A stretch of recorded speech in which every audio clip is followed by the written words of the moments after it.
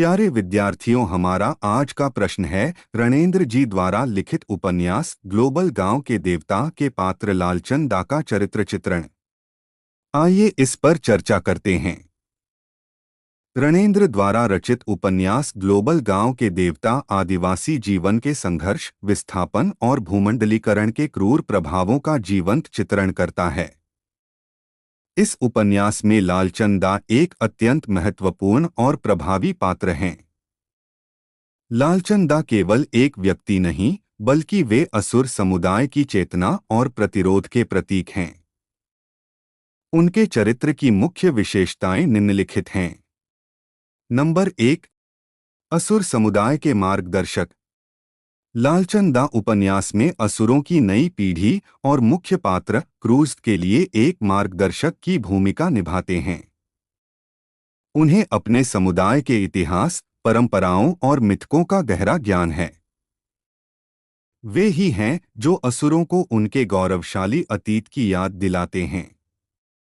Number 2, जुझारू और विद्रोही व्यक्तित्व। लालचंद दा समर्पण करने वालों में से नहीं हैं। वे जल जंगल जमीन पर हो रहे हमलों के खिलाफ मुखर रहते हैं। वे इस बात को भली भांति समझते हैं कि विकास के नाम पर आदिवासियों को उनकी जड़ों से उजाड़ा जा रहा है। नंबर 3, परंपरा और आधुनिकता के बीच का सेतु। वे अपनी सांस्कृतिक विरासत को बचाने के लिए प्रतिबद्ध हैं, लेकिन वे रूढ़िवादी नहीं हैं। वे जानते हैं कि आधुनिक दुनिया की चालाकियों से लड़ने के लिए शिक्षा और जागरूकता कितनी जरूरी है। नंबर 4, शोषण के विरुद्ध चेतना। लालचंद दा इस बात का प्रतिनिधित्व करते हैं कि कैसे एक आदिवासी व्यक्ति बाहरी दुनिया, दिक्कों और बहुराष्ट्रीय कंपनियों की साजिशों को समझता है। वे असुरों को संगठित करने और अपनी आवाज उठाने के लिए प्रेरित करते हैं।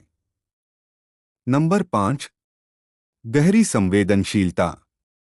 उनके चरित्र में अपने समाज के प्रति अटूट प्रेम और करुणा है।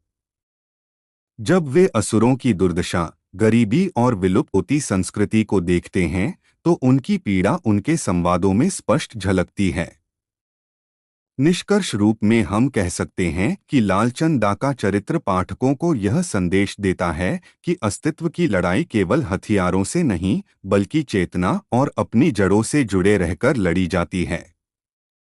वे उपन्यास के उस बौद्धिक पक्ष का प्रतिनिधित्व करते हैं जो आदिवासियों को उनके देवता होने के गौरव से जोड़ता है। धन्यवाद।